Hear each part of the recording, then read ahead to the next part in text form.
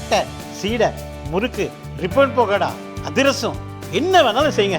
ஒரே ஒரு 5 லிட்டர் இதய மந்த்ரா கடல் எண்ணெய் பேக் ஒரு மாசம் முழுசுக்கும் அத்தனை சமையல் முடிச்சு விடலாம். இதய மந்த்ரா.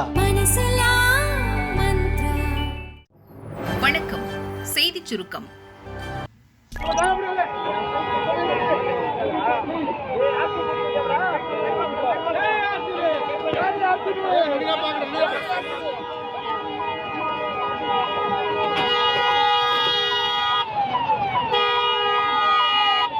ஐபிஎல் கிரிக்கெட் தொடரில் முதல் முறையாக பெங்களூரு அணி கோப்பை வென்றது. இதனை கர்நாடக மக்கள் கொண்டாடி வருகின்றனர். வெற்றி கோப்பையுடன் ஆர்சிபி அணியினர் பெங்களூருவுக்கு சென்றனர். அவர்களை துணை முதல்வர் சிவக்குமார் ஏர்போர்ட்டுக்கே வந்து வரவேற்றார். கர்நாடக தலைமை செயலகமான விதான் சௌதாவில் நடந்த பாராட்டு விழாவுக்கு ஆர்சிபி அணி வீரர்கள் பஸ்ஸில் பேரணியாக அழைத்து வரப்பட்டனர். வழிநெடுகிலும் ரசிகர்கள் குவிந்து உற்சாகமாக வரவேற்றனர்.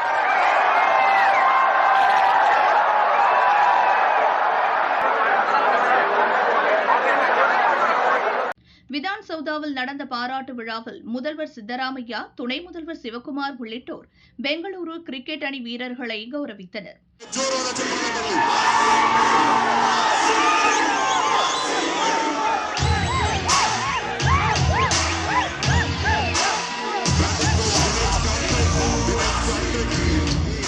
விதான் சௌதாவில் இருந்து அருகே உள்ள சின்னசாமி ஸ்டேடியம் வரை ஆர்சிபி அணி வீரர்கள் பேரணி செல்வதாக தெரிவிக்கப்பட்டது.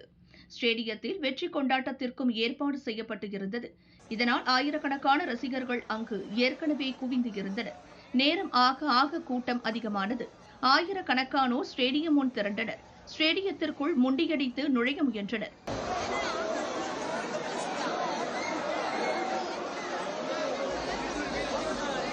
போலீசார் லேசான தடியடி நடத்தி அவர்களை கலைக்க முயன்றனர். அப்போது ஏற்பட்ட நெரிசலில் பலர் மூச்சு திணறினர். ஒரு பெண் உட்பட 11 பேர் நெரிசலில் சிக்கியிருந்தனர். 50க்கும் மேற்பட்டோர் காயமடைந்தனர். ஒருபுறம் விதான் சௌதாவில் ஆர்சிபி வீரர்களுக்கு பாராட்டு விழா நடந்து கொண்டிருக்க, மறுபுறம் கூட்ட நெரிசலில் சிக்கி ரசிகர்கள் இறந்தனர்.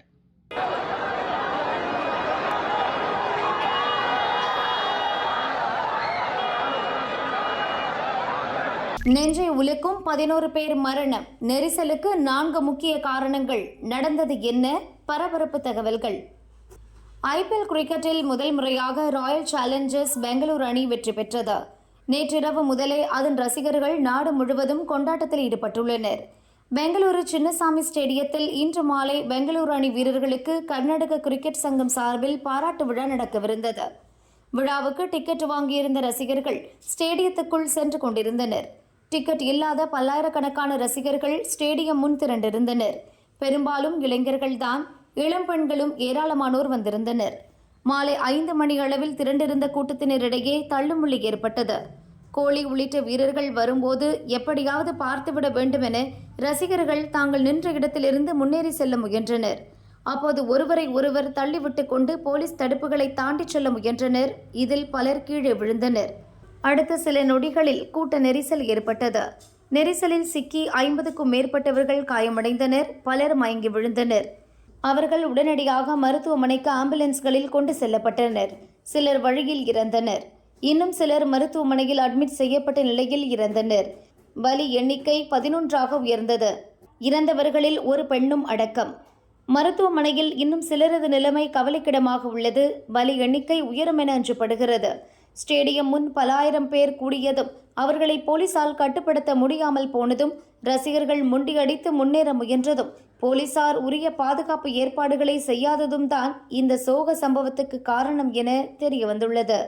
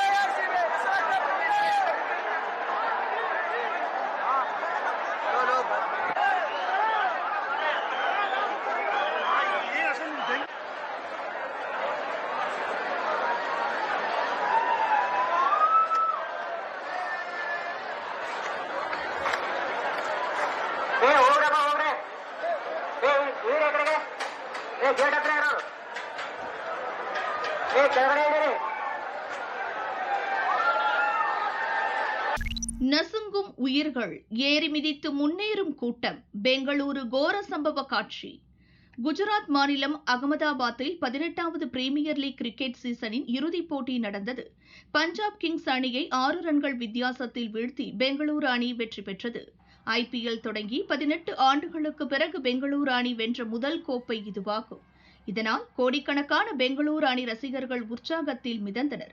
கர்நாடக அரசே முன்வந்தது வீரர்களை கௌரவிப்பதாக அறிவித்தது. கர்நாடக சட்டசபை முதல் சின்னசாமி ஸ்டேடியம் வரை திறந்தவெளி பஸ்ஸில் வீரர்கள் பேரணி நடத்தப்படும் என அறிவிக்கப்பட்டது. போக்குவரத்து நெரிசல் ஏற்படும் என்பதால் திடீரென பேரணி ரத்து செய்யப்படுவதாக அறிவிக்கப்பட்டது. இதனால் வீரர்களை காண சின்னசாமி ஸ்டேடியம் முன் ரசிகர்கள் கூட ஆரம்பித்தனர். ஒரு சில மணி நேரத்தில் பேரணி நடத்த அனுமதி அளிக்கப்படுவதாக மீண்டும் அறிவிக்கப்பட்டது. இப்படி மாறி மாறி அறிவிப்பு வெளியானதால் ரசிகர்கள் குழப்பமான மனநிலையில் இருந்தனர். ஒட்டுமொத்தமாக சின்னசாமி ஸ்டேடியம் சென்றே வீரர்களை பார்க்கலாம் என்கிற ஆசையில் அங்கே குவிந்தனர். டிக்கெட் வாங்கியவர்களுக்கு மட்டுமே அனுமதி என முன்பே ஸ்டேடியம் தரப்பில் அறிவிக்கப்பட்டது. ஆனால் டிக்கெட் வாங்காத ரசிகர்களும் கூட்டத்தோடு கூட்டமாக நுழைவு வாயில் வழியே உள்ளே செல்ல முயன்றனர். இதனால் கேட் மூடப்பட்டு ரசிகர்கள் ஸ்டேடியம் உள்ளே செல்வது தடுக்கப்பட்டது. அதே நேரத்தில் ஸ்டேடியம் உள்ளே சென்றவர்கள் உட்கார இடம் இல்லாமல் அங்கிருந்த நெரிசலை கண்டு மீண்டும் கேட் நோக்கி வந்தனர். ஒரு கூட்டம் உள்ளே செல்ல முயற்சிக்க, இன்னொரு கூட்டம் வெளியே செல்ல முயற்சிக்க நெரிசல் உண்டாகி ரசிகர்கள் மயங்கி விழுந்தனர். கீழே விழுந்தவர்கள் மீது ஏறி மிதித்து கூட்டம் முன்னேறியது. இதனால் 11 பேர் இறந்தனர். இன்னும் பலரது நிலை கவலைக்கிடமாக உள்ளது. போதிய பாதுகாப்பு ஏற்பாடுகள் செய்யப்பட்ட போதிலும் இந்த துயர சம்பவம் நடந்துவிட்டது. மக்களிடம் மன்னிப்பு கேட்டுக் கொள்கிறேன் என கர்நாடக துணை முதல்வர் சிவக்குமார் தெரிவித்துள்ளார். பெங்களூரு மக்களை மன்னித்து விடுங்கள், சிவக்குமார் உருக்கம். கர்நாடக துணை முதல்வர் சிவக்குமார் கூறுகையில், RCB வெற்றி கொண்டாட்டத்துக்கு உரிய ஏற்பாடுகளை செய்தும் கூட்டத்தை கட்டுப்படுத்த முடியவில்லை. பெங்களூரு மக்களிடம் மன்னிப்பு கேட்கிறேன் என்றார். பலி எண்ணிக்கையை இப்போது சரியாக சொல்ல முடியாது. மக்கள் அமைதியாக இருக்கும்படி கேட்டுக்கொள்கிறேன். எல்லாவற்றையும் இயல்பு நிலைக்கு கொண்டு வர முயற்சிக்கிறோம் என சிவக்குமார் கூறினார்.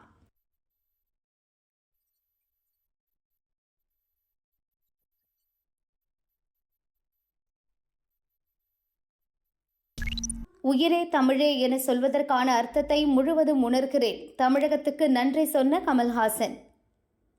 தக் லைஃப் திரைப்பட நிகழ்ச்சியில் தமிழில் இருந்துதான் கன்னடம் பிறந்ததாக கமல்ஹாசன் பேசியதற்கு கர்நாடகாவில் எதிர்ப்பு கிளம்பியது.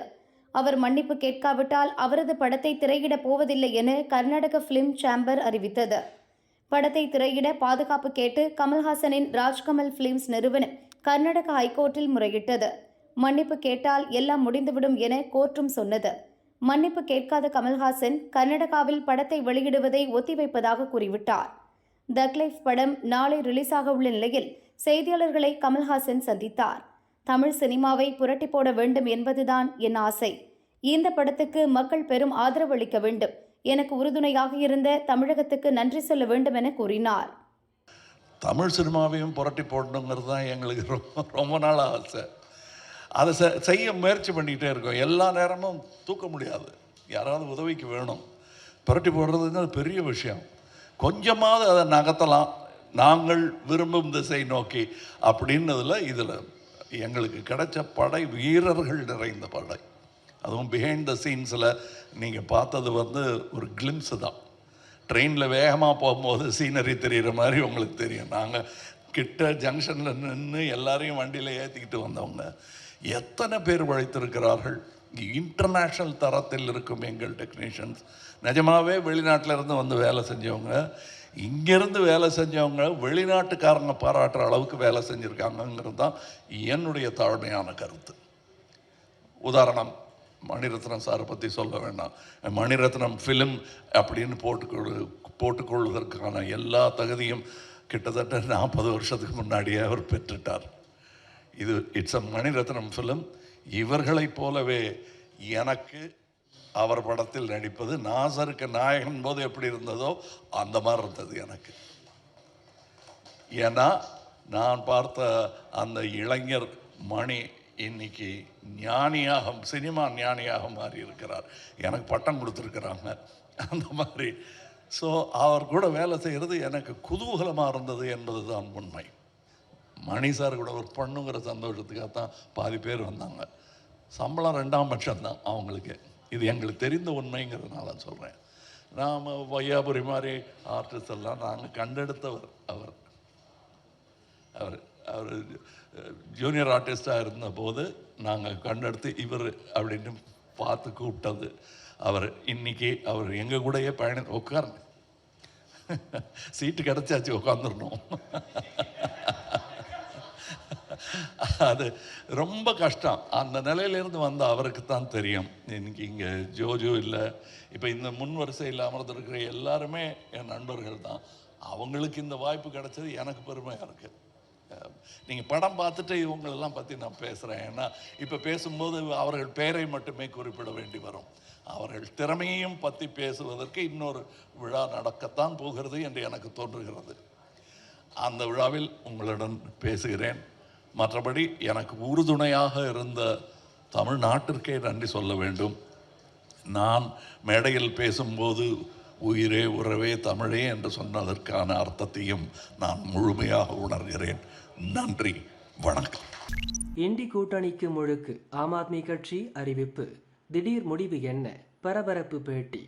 பஹல்காம் பயங்கரவாத தாக்குதல் குறித்து விவாதிக்க சிறப்பு பார்லிமெண்ட் கூட்டத்தை நடத்த கோரி இண்டி கூட்டணியில் உள்ள காங்கிரஸ் உள்ளிட்ட 15 கட்சிகள் பிரதமர் மோடிக்கு கடிதம் எழுதின. இண்டி கூட்டணியை சேர்ந்த ஆம் ஆத்மி கட்சி அதே கோரிக்கையை வலியுறுத்தி பிரதமருக்கு தனியாக கடிதம் எழுதியிருக்கிறது. இண்டி கூட்டணியிலிருந்து ஆம் ஆத்மி வெளியேறிவிட்டதை இது உணர்த்தியிருப்பதாக செய்திகள் வந்தன. அக்கட்சி தேசிய ஊடக பிரிவு பொறுப்பாளர் அனுராக் தாண்டா அதை உறுதிப்படுத்தியுள்ளார். இது பற்றி அவர் கூறியதாவது: காங்கிரசுக்கும் பாஜகவுக்கும் இடையேதான் உண்மையான கூட்டணி இருக்கிறது. மோடிக்கு அரசியல் ரீதியாக பயன்படும் விஷயங்களை மட்டுமே ராகுல் சொல்கிறார். அதற்கு பதிலாக நேரு குடும்பம் ஜெயிலுக்கு போகாதபடி அவர்களை மோடி பாதுகாக்கிறார். குடிநீர், மின்சாரம், கல்வி, மருத்துவம் போன்ற வசதிகளை மக்களுக்கு வழங்க இருவருமே ஆர்வம் காட்டவில்லை. இந்திய அரசியலை சுத்தம் செய்ய வேண்டுமானால் முதலில் காங்கிரஸ் பாஜக கூட்டு சதியை முடிவுக்கு கொண்டு வர வேண்டும்.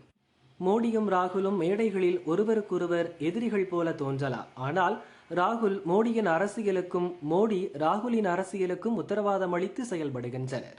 காங்கிரசின் பலவீனமான அரசியல் பாஜகவுக்கு அதிகாரம் அளிக்கிறது. பாஜகவின் அரசு காங்கிரசின் ஊழலை மறைக்கிறது. 2024 பார்லிமெண்ட் தேர்தலுக்காகத்தான் இண்டி கூட்டணி அமைக்கப்பட்டது. ஆம் ஆத்மி கட்சியை பொறுத்தமட்டில் கூட்டணி அமைக்கப்பட்டதன் நோக்கம் முடிந்துவிட்டது. இனி ஆம் ஆத்மி கட்சி அந்த கூட்டணியில் இருக்காது. ஒவ்வொரு மாநில தேர்தலிலும் ஆம் ஆத்மி தனித்தே போட்டியிடும். பீகார் தேர்தலில் அனைத்து தொகுதிகளிலும் போட்டியிடுவோம். இருப்பினும் நாட்டுக்கு நல்லது என்ற அடிப்படையில் எதிர்க்கட்சிகள் எடுக்கும் முடிவுகளுக்கு ஆம் ஆத்மி எம்பிக்கள் ஆதரவு அளிப்பார்கள் என அனுராக் தாண்டா தெரிவித்தார். மத்தியிலும் டெல்லியிலும் காங்கிரஸ் ஆட்சியில் இருந்தபோது அக்கட்சியினர் மீது ஊழல் குற்றச்சாட்டுகளை கூறி ஆம் ஆத்மி கட்சியை துவங்கினார் அரவிந்த் கெஜ்ரிவால். அதன் பிறகு இண்டி கூட்டணியில் இடம்பெற்று அதே காங்கிரசுடன் கூட்டணி அமைத்து டெல்லி, குஜராத், ஹரியானாவில் பார்லிமெண்ட் தேர்தலை சந்தித்தார். இரு கட்சிகளுக்குமான உறவு ஒட்டாமலே இருந்தது. அதே சமயம் பஞ்சாப் சட்டசபை தேர்தலில் ஆம் ஆத்மியும் காங்கிரசும் தனித்தே போட்டியிட்டன.